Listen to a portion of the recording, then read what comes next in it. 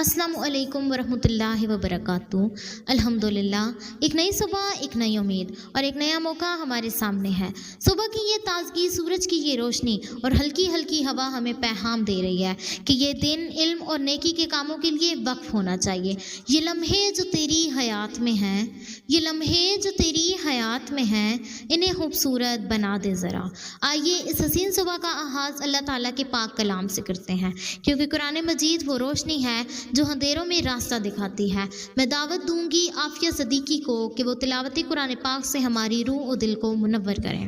سبحان اللہ، دل کو سکون اور روح کو تازگی مل گئی۔ اللہ ہمیں قرآن مجید پر عمل کرنے کی توفیق و سعادت عطا فرمائے، آمین۔ اللہ کی حمد و ثنا کے بغیر کوئی محفل مکمل نہیں ہوتی۔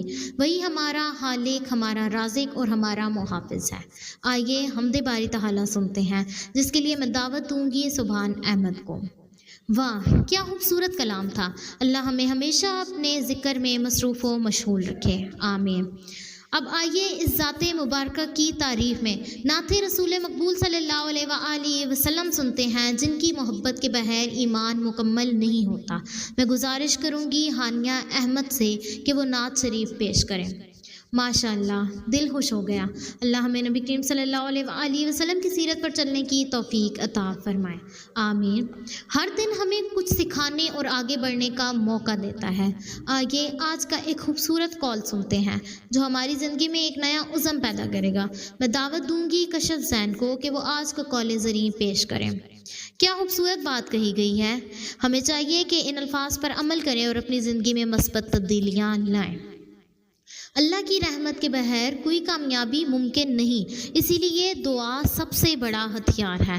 آئیے دعا کے لیے ہاتھ بلند کریں اور اپنے رب سے بھلائی، برکت اور کامیابی مانگیں۔ میں گزارش کروں گی فاطمہ زہرا سے کہ وہ دعا کروائیں، آمین یا رب العالمین۔ اللہ ہمارے والدین، اساتذہ اور ہمارے ملک پاکستان پر اپنی خاص رحمتیں نازل فرمائیں۔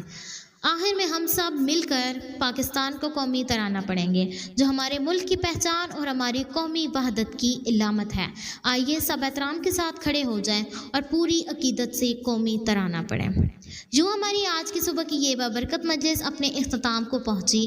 اللہ ہمیں دن بھر محنت، سچائی اور ایمانداری سے کام کرنے کی توفیق عطا فرمائے۔ آپ سب کا بہت شکریہ اور دعا ہے کہ آج کا دن آپ سب کے لیے کامیابیوں اور خوشیوں سے بھرا ہو۔ دعا وہ جو بدل دے تقدیریں، دعا وہ جو بدل دے تقدیریں، کرے دل کو روشن، کرے راہ آسان۔ وعلیکم السلام ورحمۃ اللہ وبرکاتہ۔